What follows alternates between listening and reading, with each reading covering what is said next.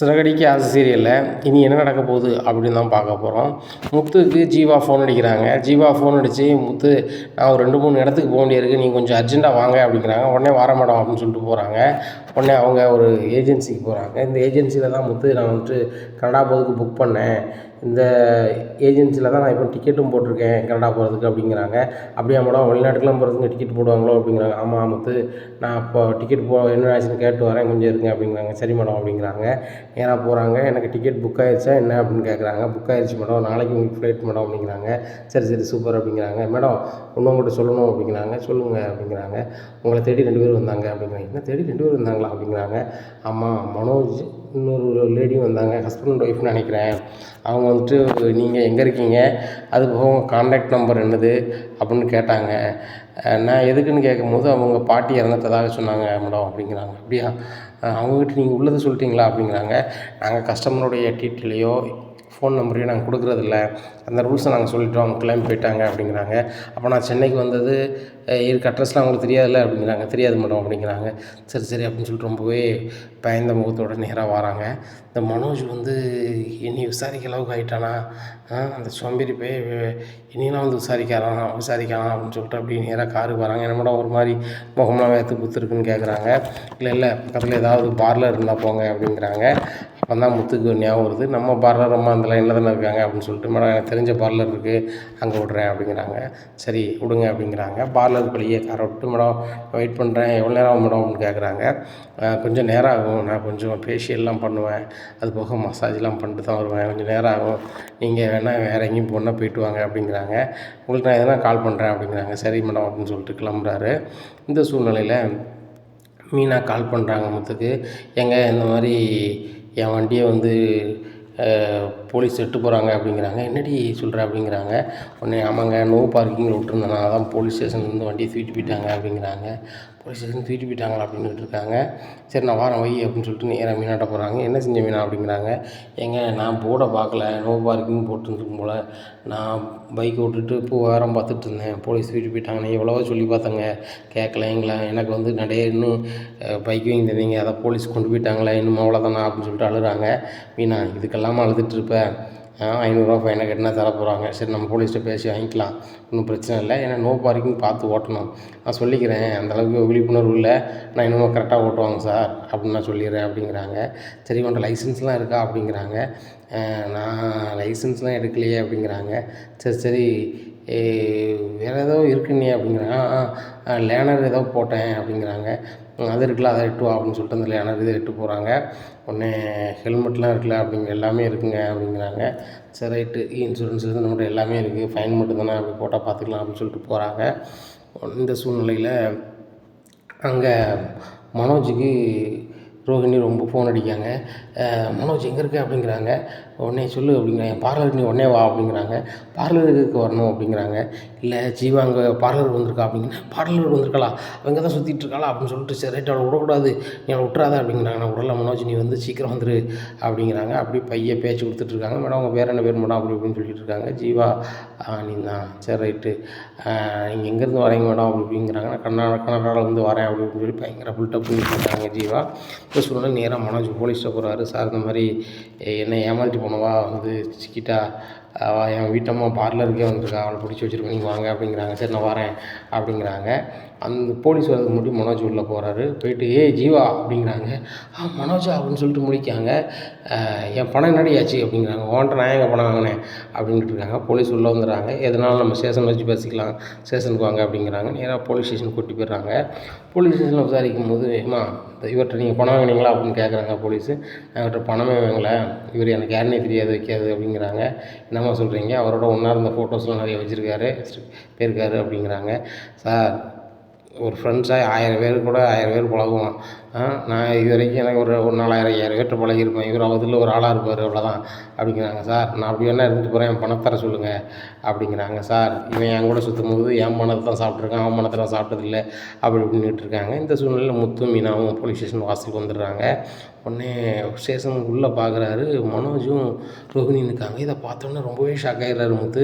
இவங்க எங்கே நிற்கிறாங்கன்னு சொல்லிட்டு, சார் இவங்க வந்து என்னோடய அண்ணன், இது எங்கள் மைனி அப்படிங்கிறாங்க.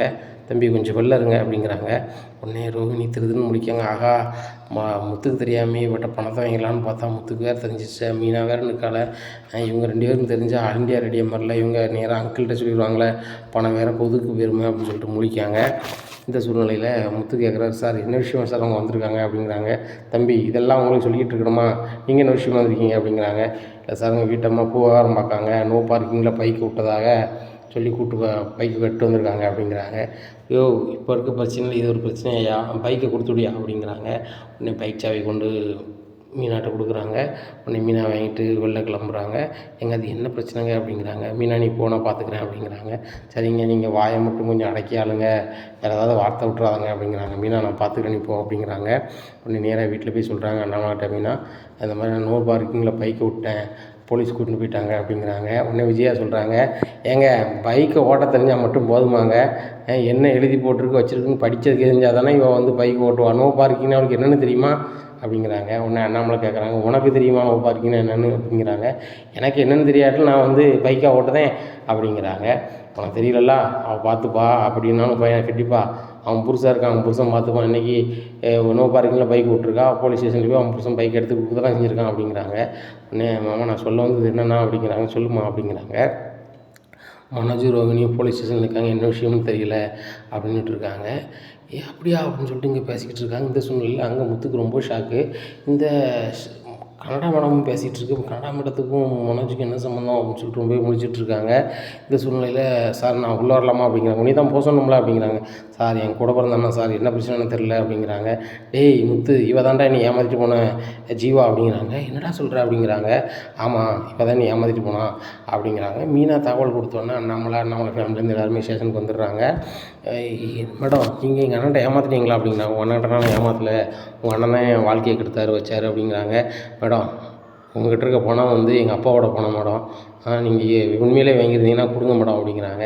என்கிட்டலாம் இப்போ பணம் எதுவும் கிடையாது, தர முடியாது, வைக்க முடியாது அப்படிங்கிறாங்க. என்ன மேடம் சொல்கிறீங்க, ஒரு இடத்த வாங்குறதுக்கு தான் நீங்கள் வந்தீங்க, நேற்று அட்வான்ஸ் தான் கொடுத்துருக்கீங்க, இன்றைக்கி ஈவினிங் வந்து செட்டில் பண்ணுறேன்னு சொல்லி அவங்கள்ட்ட சொல்லியிருக்கீங்க. பணம் எல்லாமே மேடம் பண்ணுவீங்க, அது 3 கோடி ரூபா ப்ராப்பர்ட்டி மேடம், அந்த 3 கோடி ரூபா செட்டில் பண்ண அவங்கள்ட்ட பணம் இருக்குது, இந்த 27 லட்ச ரூபா அவங்கள்ட்ட வாங்கின பணத்தை அவங்க கொடுக்க முடியாத மேடம் அப்படிங்கிறாங்க.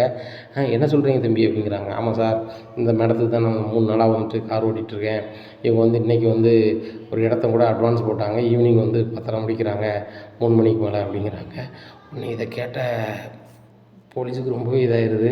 ஏம்மா நீ முதல்ல அந்த பெஞ்சில் உட்காரு, உன்னை வந்து லேடி போலீஸ் வந்து விசாரிப்பாங்க அப்படிங்கிறாங்க. சார் நீங்கள் தானே சார் விசாரிச்சுட்ருக்கீங்க அப்படிங்கிறாங்க. ஏம்மா இது லேசான பிரச்சனையாக இருக்கும், நான் பேசி அனுப்பி விட்றலான்னு பார்த்தேன், ஒன்றெல்லாம் விசாரிக்கணும்னா சட்டப்படி என்ன செய்யணுமோ அதை செஞ்சால் தான் நடக்குமா அப்படிங்கிறாங்க. இதை கேட்ட ஜீவா, ஆகா இன்னும் நம்மளை ரிமாண்ட் எதுவும் பண்ணிடுவாங்களோ அப்படின்னு சொல்லிட்டு முழிக்காங்க. சார் அவங்ககிட்ட எவிடன்ஸ் எதுவும் இருக்கான்னு கேளுங்க அப்படிங்கிறாங்க. மனோஜ் இங்கே பரங்க முழிக்காரு. நம்ம செக்கு கொடுத்துருக்கோம்ல அப்படின்னு சொல்லிட்டு, ஆமாம் சார் ஆதாரம் இருக்குது, ஆனால் என் கையில் இல்லை அப்படிங்கிறாங்க. உடனே போலீஸ் சொல்கிறாங்க, தம்பி நீங்கள் செக்கு ஏதாவது கொடுத்துருந்தீங்க வச்சுருந்தீங்க அப்படின்னா அது சிவில் லைனில் போயிடும், என்ன அந்த செக்கை நீங்கள் கலெக்ஷன் போட்டிருக்காங்களா வச்சுருக்காங்களான்னு சொல்லிட்டு நீங்கள் வந்துட்டு உண்மைத்தன்மை அறியதுக்கு நாங்கள் வேணால் அனுப்புகிறோம், அது உண்மைத்தன்மை இருந்துச்சு, இவங்க கிரிமினல் குற்றம் பண்ணியிருந்தாங்க அப்படின்னா நாங்கள் சட்டப்படி நடவடிக்கை எடுக்கலாம், இல்லைன்னா அவங்க பெட்டிஷன் நாங்கள் க்ளோஸ் பண்ண தான் செய்வோம் அப்படிங்கிறாங்க. உடனே சார் இவங்க வந்து எங்கள் அண்ணனை ஏமாற்றிட்டு தான் சார் போயிருக்காங்க அப்படிங்கிறாங்க. தம்பி நீ என்ன வக்கீல் மாதிரி பேசிகிட்டு இருக்க அப்படிங்கிறாங்க. உடனே முத்து நீங்கள் வந்து உங்கள் அண்ணனுக்கு சப்போர்ட்டாக பண்ணுறீங்களா, நியாயத்துக்கு சப்போர்ட் பண்ணுறீங்களா அப்படின்னு ஜீவா கேட்குறாங்க. ஏம்மா உண்மையிலே தப்பு இருந்தீங்க அப்படின்னா கண்டிப்பாக பணத்தை கொடுத்துருங்க, எங்கள் அப்பாவோட பணம், அதனால தான் உங்கள்கிட்ட கேட்டுக்கிட்டு இருக்கேன் அப்படிங்கிறாங்க. உடனே ஜீவா பார்க்குறாங்க, ஆகா ரொம்ப ஓவராக போச்சுன்னா நம்ம மாட்டிப்போம், பேங்க்கில் ஸ்டேட்மெண்ட் கேட்டாங்கன்னா மாட்டிப்போம், பேங்கை வந்து நம்ம செக் கலெக்ஷன் போட்டு தான் அதெல்லாம் பணத்தை நமக்கு அக்கௌண்ட்டுக்கு மாற்றணும், தெரிஞ்சு போயிட்டுனா அவ்வளோதான் அப்படின்னு சொல்லிட்டு நினைக்காங்க. உடனே சரி ரைட்டு நான் பணம் தந்துடுறேன் சார் அப்படிங்கிறாங்க. என்னம்மா இவ்வளோ நேரமாக நான் பணம் வாங்கலைன்னுட்டு இருந்தீங்க, இப்போ பணம் தரேன்னு சொல்கிறீங்க அப்படிங்கிறாங்க. எனக்கு அசிங்கமாக இருக்குது சார், என் இமேஜ் பிரச்சனைக்கு நான் பணம் தரேன் அப்படிங்கிறாங்க. உடனே சரிம்மா எப்படியோ அந்த பிரச்சனையை முடிச்சாச்சு, அந்த பணத்தை கொடுங்க அப்படிங்கிறாங்க. அண்ணாமலை ஊரில் வந்துடுறாரு. நீங்கள் யார் கும்பலாக வரீங்க, நீங்கள் யார் அப்படிங்கிறாங்க. சார் இது என்னோடய பையன் 2 பேரும், என்னோடய பையன் அது என் மருமக அப்படிங்கிறாங்க. உங்கள் பையன் தான் அந்த பொண்ணுகிட்ட பணத்தை கொடுத்து ஏமாந்துருக்காரு, நீங்கள் பெரியவங்களாம் இருக்கீங்க சொல்லி புரிய வச்சானே, விவரமாக இருக்க சொன்னானே அப்படிங்கிறாங்க. உடனே அண்ணாமலை சொல்கிறாங்க, 7 டிகிரி படித்து வேணும் சார் செய்ய, ஒரு முன் யோசனை இல்லாத பையன். அதுபோக ஒரு இதை பிரயோஜனப்படுத்த மாட்டான், எல்லாத்தையும் வீணாக்கக்கூடிய ஒரு ஊதாரி சார் அப்படிங்கிறாங்க. இதை கேட்ட விஜயாவுக்கும் ரோஹிணிக்கும் ரொம்பவே கடுப்பாகுது. இப்படி மனோஜ் பேசுகிறாங்களே அப்படின்னு சொல்லிட்டு உடனே மனோஜ் சொல்கிறாரு, எப்பா எது எப்படியோ பணத்தை வாங்கி சொல்லுங்கப்பா அப்படிங்கிறாங்க. உடனே மனோஜ் சொல்கிறாரு போலீஸ், தம்பி இது சொன்னதே சொல்லிக்கிட்டு இருக்காத, ஸ்டேஷனில் கம்ப்ளைண்ட் பண்ணேன், அதுக்கப்புறம் என்னாச்சு ஏதாச்சுன்னு வந்து கேட்கவே இல்லை, இன்றைக்கி தான் வந்திருக்க. போலீஸ்காரங்களுக்கு 1000 வேலை இருக்கும் தம்பி, நீங்கள் வந்து என்ன ஏதுன்னு வந்து கேட்டால் தான் நாங்கள் அடுத்தாப்புல ஃபர்தராக மூவ் பண்ண முடியும் அப்படிங்கிறாங்க. உடனே விஜயா சொல்கிறாங்க, டேய் நீங்கள் ஸ்டேஷனுக்கு வந்து கேட்டேன்னா ஒன்றும் கேட்கலையா அப்படிங்கிறாங்க. உடனே அண்ணாமலை சொல்கிறாரு, டேய் இதுலேயும் உனக்கு வந்து சோம்பேறித்தனமா அப்படின்ட்டு இருக்காங்க. உடனே முத்து சொல்கிறாரு, எப்பா இவனை பற்றி நமக்கு தெரியுமாப்பா, இப்படி தான் பண்ணிகிட்டு இருப்பான், எதையுமே உருப்படியாக செய்ய மாட்டான், இதில் வேறு பணத்தை ரெடி பண்ணி கொடுங்க, நான் ஃபாரின் போகிறேன், வேலைக்கு போகிறேன், இல்லைனா பிஸ்னஸ் பண்ணுறாங்க, அதையும் உருப்படியாக செய்ய போகிறேனாப்பா அப்படிங்கிறாங்க. உண்மைதான் அப்படின்ட்டுருக்காங்க. பார்க்குறாங்க ஜீவா, இனிமேல் சரி வராது, உண்மை தன்மையை கண்டுபிடிச்சாலும் நான் மாட்டிப்பேன், பாஸ்போர்ட்டில் நான் பேரை மாற்றி எடுத்திருக்கேன் அது தெரிஞ்சாலும் நான் மாட்டிப்பேன், அவங்களும் ஃபேமிலியாக கூட்டிட்டாங்க, இனிமேல் நான் வந்து தப்பிக்க வாய்ப்பே இல்லை, பணத்தை கொடுத்துட வேண்டியதான் அப்படின்னு நினைக்காங்க. உடனே அவங்க ஃப்ரெண்டுக்கு ஃபோன் அடிக்காங்க. ஃபோன் அடித்து ஜீவா பேசுகிறேன் அப்படிங்கிறாங்க. சொல்லு அப்படிங்கிறாங்க. இந்த மாதிரி பணத்தை கொண்டு வா அப்படிங்கிறாங்க. எங்கே கொண்டு வரணும் அப்படிங்கிறாங்க. பத்திரம் முடிக்க தானே, 3 மணிக்கு மேலே தானே வர சொல்லியிருக்கேன் அப்படிங்கிறாங்க. இல்லடி பத்திரம் முடிக்கலையோ, இப்போ வந்து ஒரு சிக்கல் இருக்குது, அந்த சிக்கலை மீண்டாக தான் நம்ம பண்ண முடியும் அப்படிங்கிறாங்க. சரி ரைட், நான் எங்கே வரணும் அப்படிங்கிறாங்க. இந்த போலீஸ் ஸ்டேஷனுக்கு வா அப்படிங்கிறேன். நீ போலீஸ் ஸ்டேஷனுக்கு கூப்பிடுது அப்படிங்கிறாங்க. அந்த மனோஜ் வந்து என்னை கண்டுபிடிச்சி ஸ்டேஷனுக்கு கூட்டி வந்துட்டாங்க, இப்போ நான் ஸ்டேஷனில் தான் உட்காந்துருக்கேன், என்னை ரிமாண்ட் பண்ணிடுவாங்க நீ கொண்டு வரலண்ணா அப்படிங்கிறாங்க. சரிடி நான் பணம் கொண்டு வரேன், நீ பேப்படாத நான் வந்துடுறேன் அப்படிங்கிறாங்க. அதே மாதிரி ஃப்ரெண்டு பேக்கில் பணத்தோடு வராங்க. வந்தோடனே சார் வரலாமா அப்படிங்கிறாங்க. நீ யாருமா அப்படிங்கிறாங்க. நான் ஜீவாவோட ஃப்ரெண்டு அப்படிங்கிறாங்க. அப்படியா, என்ன விஷயமா வந்திருக்கோமா அப்படிங்கிறாங்க. இல்லை ஜீவா பணம் கொண்டு வர சொன்னாங்க அப்படிங்கிறாங்க. உடனே ஜீவா சொல்கிறாங்க, நான் தான் சார் பணம் கொண்டு வர சொன்னேன் அப்படிங்கிறாங்க. உடனே பார்த்தீங்களா சார் இவ்வளோ நேரம் பணம் வாங்கலைன்னாங்க, இப்போ அந்த மேடம் பணம் வாங்கிட்டேங்கிறாங்க, பார்த்துக்கோங்க அப்படிங்கிறாங்க முத்து. உடனே மனோஜ் அப்படி கவுந்துட்டே இருக்கார். பணத்தை அந்த பொண்ணு அப்படியே டேபிளில் கொட்டுது. இதை பார்த்த மனோஜ் வாயை புழக்காரு. பார்த்தீங்களாப்பா இங்கே வந்து வாயை புழக்கத்தை விடலை பாருங்க அப்படிங்கிறாங்க. முத்து நீ சும்மாருடா சார், இது 2 என் பையங்க தான், இவங்க ஏதாவது மனசுக்கும் கஷ்டப்படாமல் பேசுனா விடுங்க சார் அப்படிங்கிறாங்க. இல்லை அவங்க பணம் காணாமல் போயிருக்குன்னு சொல்லி ஆதங்கத்தில் பேசியிருப்பாங்க, வேறு ஒன்றும் இல்லை. அந்த பொண்ணு வந்து பணம் வேங்கலைன்னுக்கிட்டு இருந்தா, கடைசியில் உங்கள் இளைய பையன் பேசினோடனே ஒத்துக்கிட்டு அந்த பொண்ணு ஒன்றும் பிரச்சனை இல்லை, பணத்தை உங்கள்கிட்ட தரதுக்கு சரியாக இருக்கேன், ஆனால் வந்துட்டு நாங்கள் மீடியாக்கெல்லாம் தகவல் சொல்லணும், மேலதிகாரிகள்லாம் சொல்லிட்டு தான் தர முடியும் அப்படிங்கிறாங்க. சரி சார் நீங்கள் சட்டப்படி என்ன செய்யணுமோ அதை செய்யுங்க சார் அப்படிங்கிறாங்க. உடனே அங்கேருந்து போலீஸ் வந்து டிஎஸ்பி கடிக்கிறாங்க, எஸ்பி கடிக்கிறாங்க, எல்லாத்தையும் கடிச்சு சார் இந்த மாதிரி ஒரு பணத்தை வந்து பறி கொடுத்த நபர் வந்து எதிர்பார்த்த பணத்தை வாங்கிட்டாங்க, அந்த பெட்டிஷனையும் க்ளோஸ் பண்ணுறாங்க சார் அப்படிங்கிறாங்க. சரி அது எல்லா எவிடன்ஸையும் சட்டப்படி வாங்கிட்டு கொடுங்க அப்படிங்கிறாங்க. உடனே மனோஜ் வந்து எழுதி கொடுக்குறாரு, என் பெட்டிஷன் மீது மேல் நடவடிக்கை தேவையில்லை அப்படின்னு சொல்லிட்டு. உடனே அவங்க நான் பணத்தை கொடுத்து விட்டேன்னு எழுதி கொடுக்குறாங்க. அப்போ பணத்தை பெற்றுக்கொண்டேன்னு ஒரு லெட்டர் எழுதி கொடுக்குறாரு மனோஜ். உடனே பணத்தை வாங்குறாங்க. உடனே மனோஜை கூப்பிடாம அப்பாவை கூப்பிட்றாங்க போலீஸுங்க, வாங்க பெரியாள், நீங்கள் இவங்க அப்பா, பணம் உங்கள் உழைப்பில் வந்திருக்குது அப்படின்னு சொல்கிறாங்க. உங்கள் உழைப்பில் இருக்கிற பணத்தை வந்து பசங்களை கொடுத்து நீங்கள் கெடுக்காதீங்க, பாருங்கள் இந்த பணத்தோட அருமை தெரியாமல் ஒரு பொண்ணுகிட்ட கொடுத்து ஏமாந்துருக்காரு, ரொம்ப கஷ்டமாக இருக்குது. எனக்கும் தவப்ப ஸ்தானத்தில் நீங்கள் இருக்கீங்க, நான் சொல்லக்கூடிய விஷயத்த நீங்கள் கேட்க முடிஞ்சால் கேட்டுக்கொள்ளுங்க, இல்லை தம்பி சொல்லது வந்து சரியில்லைன்னா விட்டுருங்க, என்ன உங்கள் மனசை கஷ்டப்படணும்னு நான் சொல்லலை, உண்மையிலேயே சொல்கிறேன். வயசான காலத்தில் உங்களுக்கு கண்டிப்பாக பணம் அவசியம். நீங்கள் ரயில்வேயில் வேலை பார்த்துருக்கீங்க, பென்ஷன் கிடைக்கும், நான் மாற்றிக்கிறது இல்லை. ஆனால் வருங்காலங்களில் உடல்நிலை சரியில்லாமல் போகும், ஹாஸ்பிட்டல் போக வேண்டியிருக்கும், உங்கள் பென்ஷன் பணம் காணாமல் போகலாம், அன்றைக்கு பொழுதுக்கு அது பயன்பாடு கம்மியாக இருக்கலாம். ஆனால் உங்கள் அக்கௌண்ட்டில் பணம் இருந்துச்சுன்னா எந்த பிள்ளைகளாவது உங்களை பார்க்க முடியும் அப்படிங்கிறாங்க. உடனே முத்து சொல்கிறாங்க, எங்கள் அப்பா அக்கௌண்ட்டில் பணம் இருந்தாலும் இல்லாட்டி நான் பார்ப்பேன் சார் அப்படிங்கிறாங்க. தம்பி இன்றைக்கி நிலைமைக்கு சொல்கிறேன், நாளைக்கு உனக்கு குழந்தை பிறந்து உன் குழந்தைய பார்க்க வேண்டிய சூழ்நிலை வருது, குழந்தையா அப்பாவானா நீ குழந்தைய பார்க்க வேண்டிய சூழல் வரும், பொண்டாட்டி பிள்ளையோட அப்பா முக்கியம் இல்லைன்னு வரும் அப்படிங்கிறாங்க.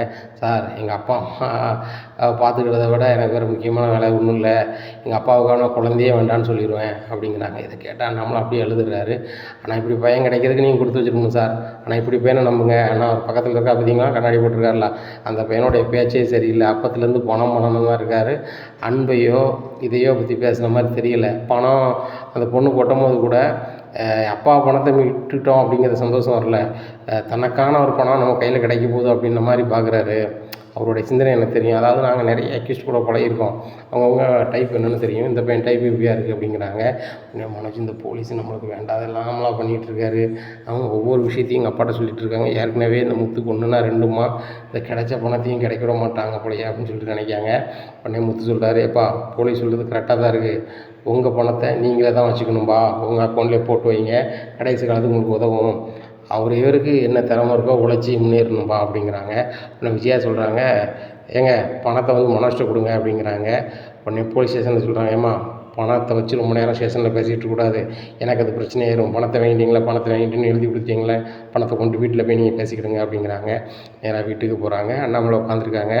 உடனே முத்து சொல்கிறாரு, எப்பா ஏதோ ஒரு வகையில் பணம் கிடச்சிச்சிப்பா அப்படிங்கிறாங்க. உடனே அண்ணாமலை சொல்கிறாரு, முத்து மட்டும் அந்த பொண்ணை ரோகிணி பார்லருக்கு கூட்டி போகலான்னு வச்சுக்கோங்க, இந்த விஷயமே தெரியாமல் போயிருக்கும் அப்படிங்கிறாங்க. உடனே ஆமாப்பா அந்த மேடத்தை என்னமோ நினச்சேன், ஆனால் அந்த பொண்ணு தான் ஏமாற்றிருக்கு, இவனும் ஏமாந்துருக்கான் அப்படின்னுட்டு இருக்காங்க. உடனே எப்பா அந்த பணத்தை எப்படியாவது என்கிட்ட தாங்கப்பா அப்படிங்கிறாங்க. உடனே மனோஜ்கிட்ட சொல்கிறாரு, பணம் அப்பாவோட உழைப்பு கிடச்சின்னு ஒரு நிமிஷம் கூட நினைக்க மாட்டேன், பணம் நெருக்கிய கொஞ்சம் பொறு அப்படிங்கிறாங்க. மீனாவை நீ கல்யாணம் முடிக்கன்னு சொன்ன உடனே தான் நான் வந்து என்னோடய பணத்தை உனக்கு தரேன்னு சொன்னேன், நினைவு இருக்கா நினைவு இல்லையா அப்படிங்கிறாங்க. ஆமாப்பா அப்படிங்கிறாங்க. சரி ரைட்டு, அந்த பொண்ணை ஏங்க விட்டுட்டு இந்த பொண்ணோட நீ ஓடி போய் இந்த பணத்தோடு ஓடணும்னு நினச்சியா நினைக்கலையா அப்படிங்கிறாங்க. ஆமாப்பா அப்படிங்கிறாங்க. இதை பார்த்துட்டு ரோஹிணிக்கும் இவ்வளோ நடந்திருக்கா அப்படின்னு சொல்லிட்டு பார்க்குறாங்க. நம்ம 4 வச்ச பின்னாடியே அந்த பொண்ணு நம்ம வீட்டு பொண்ணை அவமானப்படுத்தி நீ இன்னொரு பொண்ணோட பணத்தை தூக்கிட்டு போய் வாழலாம்னு நினச்சிருக்க. ஆனால் அந்த பொண்ணு ஒன்றே ஏமாற்றிட்டு போயிட்டு சரியா. இதில் நீ மறுபடியும் அதே பணத்தை வந்து எனக்கு தாங்க, நான் தொழில் பண்ண போகிறேங்கிற சரியா. இப்போவும் ஏதாவது ஒன்று நீ வித்தியாசமாக பண்ணிட்ட, இதை நீ பிரயோஜனப்படுத்தலைன்னா நாங்கள் என்ன பண்ணுறது சொல்லு அப்படிங்கிறாங்க. இல்லைப்பா நான் கரெக்டாக இருக்கும்பா, அனுபவப்படப்பட்டிருக்குமாப்பா அப்படிங்கிறாங்க. எந்த வேலையாவது உருப்படியாக சரியா மனோஜ் நீ சொல்லு, ஏதாவது உருப்படியாக ஒரு வேலை செஞ்சுருக்கேன், இதை பற்றி தெரியும் அதை பற்றி தெரியும் அப்படின்னு நான் சொல்லு, அதை பற்றி செய்யலாம். இல்லை நான் பிஸ்னஸ் பண்ண போகிறேன்னு சொல்கிறேன், எந்த பிஸ்னஸை எப்படி பண்ணணும், எப்படி ஜெயிப்பேன் அப்படிங்கிறத மட்டும் கொஞ்சம் நேரத்தில் நீ என்கிட்ட சொல்லிடு அப்படிங்கிறாங்க. இல்லைப்பா நான் பண்ணும்போது நீங்கள் பாருங்கள் அப்படிங்கிறாங்க. நீ பண்ணுற போது நான் பார்க்க முடியாது, ஏன்னா நீ பண்ணது மாதிரி இருக்காதுன்னு நினைக்கிறேன், ஏன்னா அதுக்குள்ளே ஐடியாவே உன்ட்ட இல்லையே, எந்த திட்டம் வச்சுருக்கேன்னு சொல்லு அப்படிங்கிறாங்க. உனக்கு வேங்க முடிக்காது, இந்த பணம் வந்து உனக்கு தரணுமா வேண்டாமாங்கிறத மீனாக தான் முடிவெடுக்கணும் அப்படிங்கிறாங்க. உடனே மாமா உங்கள் பணத்துக்கு நான் எப்படி முடிவெடுப்பேன் அப்படிங்கிறாங்க. உடனே விஜயா சொல்கிறாங்க, ஏங்க நம்ம வீட்டு பணம் உங்கள் உழைப்பு, இது எதுக்குங்க இந்த பூக்காரி சொல்லணும் அப்படிங்கிறாங்க. உடனே அண்ணாமலை சொல்கிறாங்க, பூக்காரி கீக்காரின்னு இருக்காத அவன் மருமகன் சரியா. அந்த பொண்ணை அசிங்கப்படுத்துனது மட்டும் இல்லாமல் நம்மளையும் சேர்ந்து தான் மனோஜ் அசிங்கப்படுத்திட்டு போனான். நீ பையனாக ஏற்றுக்கிட்டு வீட்டுக்குள்ளே கூப்பிட்டு வந்துட்டேன், நான் பார்த்தா தகப்பனா என்னால் ஒன்றும் சொல்ல முடியல. அந்த ரோஹிணியை நம்ம கல்யாணம் முடிச்சு வச்சோம் 2வதா, ஒன்றும் பிரச்சனை இல்லை. ஆனால் அந்த பொண்ணு மனசு எவ்வளோ வேதனைப்பட்டிருக்கும், இவனை படித்தவன் அப்படின்னு சொல்லி தானே அந்த பிள்ளை நான் கல்யாணம் முடிக்கன்னு சொல்லியிருக்கோம். அதுக்கப்புறம் நான் சொன்ன வாக்கை காப்பாற்றணுங்கிறதுக்காகத்தானே அந்த பொண்ணு முத்த கல்யாணம் முடிச்சிருக்கோம். எவ்வளோ மனம் வேதனைப்பட்டிருக்கும். இதே வீட்டில் இருந்துக்கிட்டு அந்த பொண்ணுக்கு தினம் மன வலியை கொடுத்துக்கிட்டு இருக்க இவன், அந்த பொண்ணு இவனுக்கு பணம் கொடுன்னு சொன்னால் தான் நான் கொடுப்பேன், அதுக்கு மேலே 5 காசு நான் கொடுக்க மாட்டேன் அப்படிங்கிறாமோ. உடனே ரோஹிணி மீனா நீங்கள் சொல்லுங்கள், மனோஜுக்கு பணம் கொடுக்க சொல்லுங்கள், அவர் வந்து ஃபாரின் வேலைக்காவது போட்டும் அப்படிங்கிறாங்க. முத்துக்கு உங்கள் ஒய்ஃப்கிட்ட சொல்லி எனக்கு பணம் வாங்கி தா அப்படிங்கிறாங்க. உடனே முத்து சொல்கிறாரு, அப்பா சொல்லுக்கு மறுசொல் கிடையாது, அப்பா இப்படி சொல்கிறாங்க, மீனா மன்னிச்சா நான் பணம் தரேன்னு சொல்கிறாங்க, மீனா மன்னிச்சா நீ பணம் வாங்கிக்காப்பா, நான் இதில் ஒன்றும் சொல்கிறதுக்கு இல்லை. அவமானப்பட்டது மீனா, இன்றைக்கி என் ஒய்ஃபாக என்னால் முடிஞ்சது செஞ்சிட்ருக்கேன். ஆனால் அந்த நிமிஷத்தில் மீனா மனசு கஷ்டப்பட்டுருக்கோம், அதுக்கு நான் வந்து விட சொல்ல முடியாதுல்ல, அதுக்கு நான் மருந்தாக முடியாதுல்ல அப்படிங்கிறாங்க. உடனே மீனா சொல்கிறாங்க, மாமா உங்கள் பணத்துக்கு நான் என்னம்மா முடிவு சொல்கிறது, நான் என்னம்மா மன்னிப்பு கொடுக்குறது அப்படிங்கிறாங்க. இல்லைம்மா அன்னைக்கு நிலைமைக்கு நான் அப்படி தான் முடிவெடுத்தேன், உங்கள் அப்பாவுக்கு நிலைமை என்னால் ஆயிடுச்சுங்கும்போது அதுக்கு நான் ஈடு செய்யணும்னா அந்த வீட்டு பொண்ணு நம்ம வீட்டு பொண்ணாக மாறணும், அந்த வீட்டுக்கு நம்ம ஒரு தகப்பனாக இருக்கணும் அப்படிங்கிற ஸ்தானத்தில் தான் அதை செஞ்சேன். அதெல்லாம் சிதைச்சிட்டு போக தான் வழி பண்ணான். இதே இது முத்து நான் கல்யாணம் முடிக்க மாட்டேன் அப்படின்னு சொல்லியிருந்தான் அப்படின்னா அன்னைக்கு நிலைமையில் நான் ரொம்ப அசிங்கப்பட்டு உங்கள் அப்பாவுக்கு வந்து நிலைமை தான் எனக்கு வந்திருக்கும் அப்படிங்கிறாங்க. என்னப்பா நீங்கள் இப்படி சொல்கிறீங்க அப்படிங்கிறாங்க. இல்லை அதுக்கு தான் நீ உடலே முத்து, ஒன்றும் பிரச்சனை இல்லை, இன்றைக்கி இந்த பணத்தை ஒன்றால் தான் வாங்கியிருக்கோம்னா அது மறுப்புக்கு இல்லை. ஏன்னா இவன் பணத்தை வேணுங்கிறான், அவனுக்கு நம்ம கொடுக்கக்கூடாதுங்கிறதுக்காக பேசலை. ஆனால் அவன் வந்து என்ன செய்ய போகிறோங்கிற திட்டமும் அவன்கிட்ட கிடையாது. அது போக தான் செஞ்சது தப்புன்னே உணராமல் இன்னொருத்தன் இருக்கான்னா அவனை நம்ம எப்படி மன்னிச்சு விட்டுக்கிட்டு இருக்க, அவனை எப்படி மேம்படுத்தி விட, ஒன்றும் செய்ய முடியாது, அப்படி ஒரு நிலை தான் இருக்குது அப்படிங்கிறாங்க. உடனே மீனா சொல்கிறாங்க, மாமா பாருங்கள் அவரை ஒரு காலமும் நான் மன்னிக்க மாட்டேன், நான் ஒரு சராசரி மனுஷியாக மன்னிக்க மாட்டேன், ஆனால் இந்த குடும்பத்தில் ஒரு தம்பி பொண்டாட்டியாக சரி நான் அவர் நல்லா இருந்தால் நல்லா இருந்துட்டு போட்டுன்னு தான் சொல்லுவேன். மற்றபடி அந்த விஷயத்த நான் மன்னிக்கவும் மாட்டேன், மறக்கவும் மாட்டேன். என்றைக்குமே என் கையால் அவருக்கு ஒரு வாய் தண்ணி கூட கொடுக்க மாட்டேன் அப்படிங்கிறாங்க. உடனே அண்ணாமலை கை தட்டுறாரு. சூப்பர் மீனா, சூப்பர் மீனா, உங்கள் அப்பா நல்லா வளர்த்துருக்காரு அப்படிங்கிறாங்க. ஏங்க என்னங்க வளர்த்துருக்காரு, அவரே கரண்ட் ஜூஸ் கடை வச்சுக்கிட்டு என்னத்தையா வளர்த்துருக்காரு, நீங்கள் வளர்த்துருக்காருன்ட்டு கிடைக்க நம்ம பையனுக்கு பணம் கொடுக்குது, நீங்கள் 3ஆம் மனுஷி அவட்ட கட்டுட்ருக்கீங்க அப்படிங்கிறாங்க. உடனே முத்து சரியான கோவப்படுதாரு. அவள் இந்த வீட்டு மருமகா, இந்த வீட்டுக்கு மருமகன்னு முதல்ல வந்தது அவள் தான். அவளை நீங்கள் என்ன 3ஆம் வீட்டு மனுஷிங்க அப்படிங்கிறாங்க. உடனே அண்ணாமலை சொல்கிறாங்க, முத்து அவள் இன்றைக்கி நேரத்தான் பேசிகிட்ருக்கா, இப்படி தான் எப்பவும் பேசிகிட்ருக்கா, அவளுக்கு சரியான பண்புல அவள் இல்லை, கொடு கொடு அப்படின்னுட்டு இருக்காங்க. சரிப்பா அப்படிங்கிறாங்க. உடனே அண்ணாமலை சொல்கிறாங்க, பாரு மீனா மனுஷா மட்டும்தான் பணம் உனக்கு கொடுக்கணும்னு சொன்னேன், மீனா மன்னிக்கலை, பணம் அதனால் உனக்கு கிடையாது சரியா, இதுக்கு நான் வேறு திட்டம் வச்சுருக்கேன், அதன் அடிப்படையில் தான் பணம் பயன்படுத்தப்படும் அப்படிங்கிறாங்க. இதை கேட்டால் மனோஜுக்கும் ரோகிணிக்கும் ரொம்ப நோஸ்கட்டாக இருக்குது. நம்ம முத்துக்கும் தெரியாமல் இந்த மீனாவுக்கும் தெரியாமல் இந்த பணத்தை வாங்கிடலான்னு பார்த்தா சனியை சகடை மாதிரி இவங்க அந்த போலீஸுக்கு சேர்ந்துட்டாங்களே. அந்த மீனாவும் சும்மா இருக்காமல் மாமாட்ட சொல்லி மாமாட்ட சொல்லி ஆன்ட்டிகிட்ட சொல்லி இந்த சுருதி ரவிலேருந்து எல்லோரும் எல்லோரும் தெரிஞ்ச மாதிரி ஆயிடுச்சே, இந்த பணத்தை நம்மளுக்கு கிடைக்க விடுற மாதிரியும் கிடைக்கிற மாதிரியே இருந்துச்சு. ஆனால் இங்கே வந்ததுனால கிடைக்காம போயிட்டேன்னு சொல்லிட்டு ரொம்பவே ஃபீல் பண்ணுறாங்க. ரோகிணிக்கு ரொம்ப ஏமாற்றமாக இருக்குது. நம்ம எப்படியாவது கனடாவுக்கு போயிடலாம், இந்த மனோஜ் கூட அங்கேயே வாழ்ந்துடலாம், நம்ம அப்பா யார், நம்ம பணக்காரங்க கிடையாது, கல்யாணம் முடிஞ்சவா, அப்படி இப்படின்னு எல்லா விஷயமும் தெரியாமையே வாழ்ந்துடலான்னு பார்த்தா இப்படி சொதப்பிருச்சு அப்படின்னு சொல்லிட்டு ரொம்பவே முடிக்காங்க. உடனே முத்து சொல்கிறாரு, வெற்றி மீது வெற்றி என்னை சேரும் அப்படின்னு பாட்டு படிக்கிறாங்க. இதை பார்த்த மீனா ஏங்க சும்மா இருங்க அப்படிங்கிறாங்க. இனி என்ன நடக்கும் இந்த அண்ணாமலை வீட்டில் அப்படிங்கிறத பொறுத்திருந்து பார்க்கலாம். நம்ம சேனலை நீங்கள் மறக்காமல் லைக் அண்ட் சப்ஸ்கிரைப் பண்ணுங்கள். நன்றி, வணக்கம்.